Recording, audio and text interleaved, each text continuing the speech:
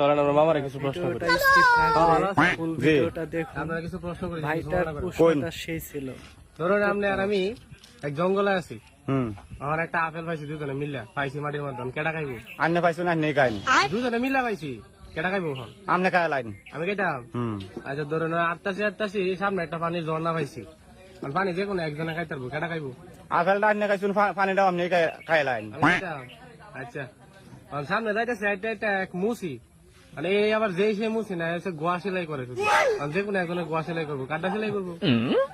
কারণটা আমনে খাইছুন গোয়াটাও আমনে সেলাই করবো আমি সেলাই করতাম, বুঝলেন যে আমরা সেলাইবো।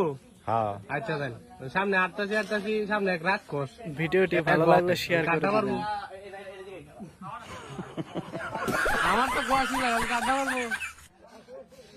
খালি তো আমি এটা মাছ কাটছি, মাছ কাটছি বাবা।